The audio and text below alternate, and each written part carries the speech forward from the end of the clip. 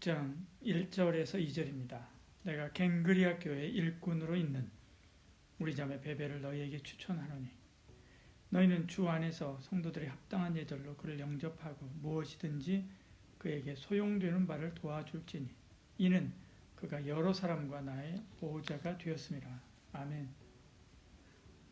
바울은 마지막으로 16장에서 성도들에게 문안 인사를 하면서 베베를 천거합니다. 로마 교회에 베베를 천거하고 성도들에게 문안 인사하는 거죠. 그리고 거짓 교사를 경계하고 동역자들의 문안 인사를 전함으로 로마서 전체를 마무리하게 됩니다. 오늘 성경은 베베를 추천하는 그런 내용입니다. 16장에서만 바울은 27명을 이야기하는데 그 중에서 가장 먼저 가장 정중하게 이야기한 사람이 베베입니다. 갱그리아에서 빛난 삶을 살았기 때문에 로마에서도 그럴 줄 믿고 추천하는 거죠.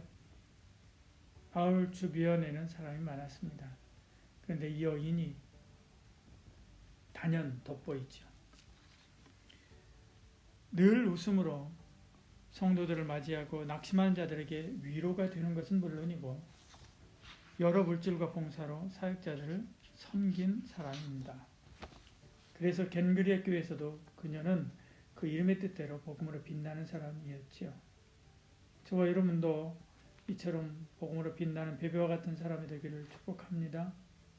브라질의 의료선교사 멜렌드라고 하는 사람은 폴리오 인디언들에게 4가지 이름으로 평생 불렸다고 합니다.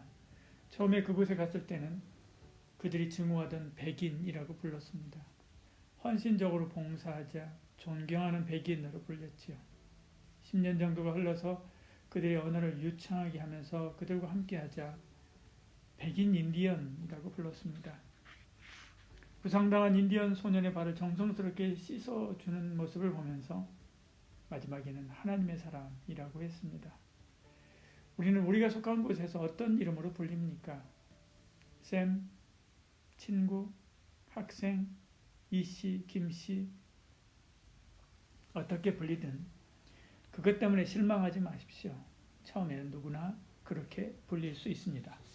그러나 10년이 지나도 20년이 지나도 같은 사람에게 같은 이름으로 불린다고 한다면 안 되죠. 점점 더 나은 이름으로, 나은 느낌으로 불려져야만 합니다. 마지막에는 누구나 입으로 말은 안 해도 하나님의 사람이라는 말에 가장 어울리기를 축복합니다. 쉬운 일이 아니죠. 나의 삶에서 그리스도가 나타나면 또 누구나 그렇게 불리게 될 것입니다. 1절에 내가 갱그리아 교회 일꾼에 있는 우리 자매 베베를 너에게 추천하노니 이렇게 말씀합니다. 바울은 베베를 로마 교회에 추천하죠. 추천한다는 말의 일반적인 의미는 어떤 조건에 적합하다고 책임지고 소개하는 것을 말하죠. 그러니까 베베를 로마에 계속 남아서 교회를 섬기는 집사로 추천한 것입니다.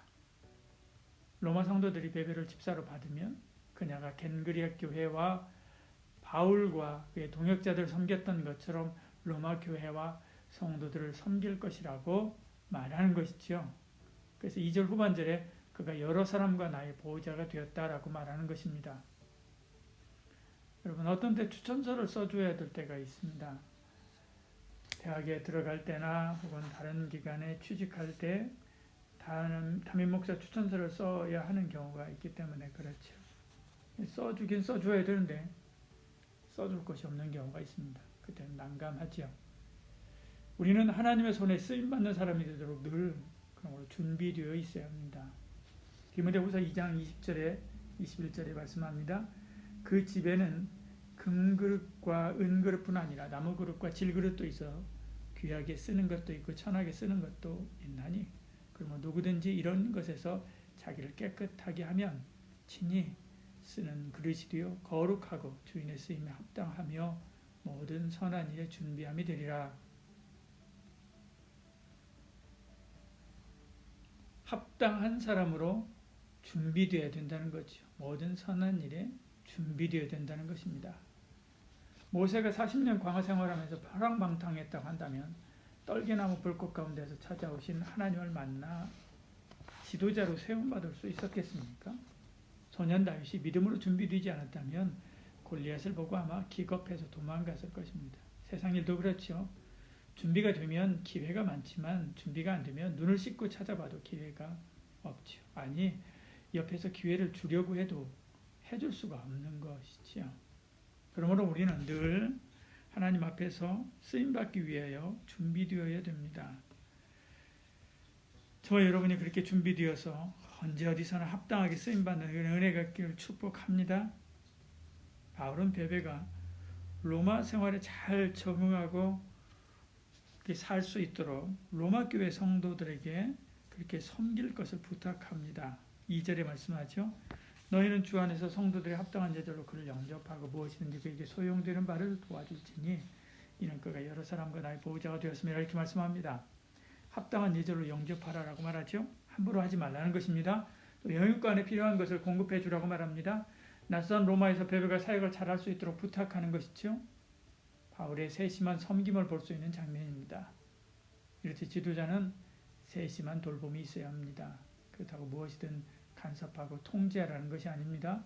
그들의 상태를 알고 거기에 필요한 것을 제공할 수 있어야 한다는 말입니다. 바울이 그렇게 사역하니까 그 사역에서 베베와 같은 사역자가 나올 수 있었던 거죠. 여러분이 섬기는 목장에서 베베와 같은 사역자가 많이 나오기를 축복합니다. 그러기 위해서는 바울처럼 세심하게 한 사람 한 사람 섬겨야 됩니다. 물론 우리는 다 그렇게 섬기지 못합니다.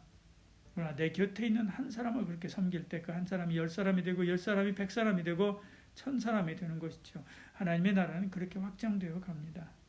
갱그리아 교회 일꾼이라고 할 때 일꾼이라고 하는 말은 섬긴다는 뜻인데 집사라는 말이기도 하죠.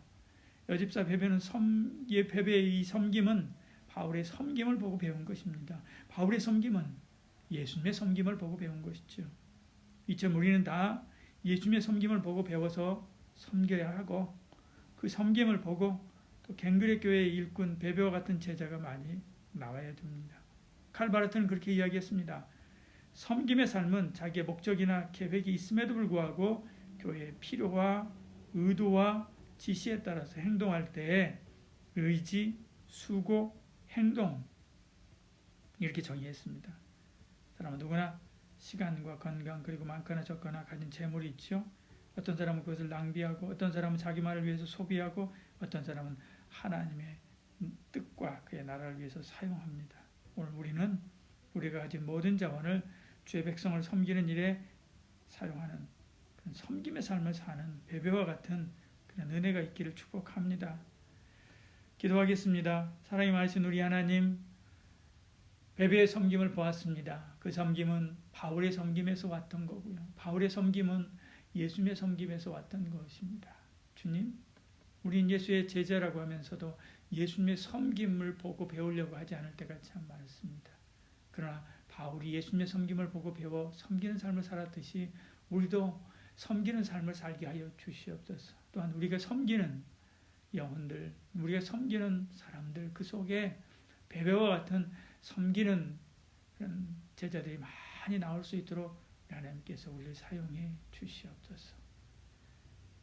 우리 하나님께서 우리를 붙잡아 주시고 늘 충성스러운 일꾼으로 사용하기를 원하시는 바와 같이 섬기는 일꾼으로 준비되는 저희들 되게 하여 주시옵소서. 예수님 이름으로 기도드리옵나이다. 아멘.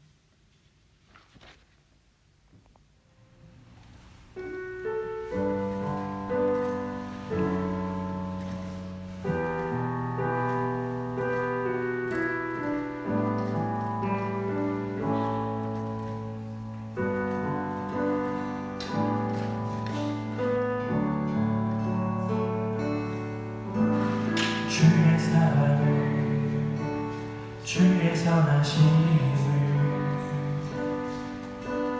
주의 은혜를 생각해보라. 하늘보다도 높으신 아버지 사랑 크고 놀랍네. 아버지 사랑 크고 놀랍네. 주의 사랑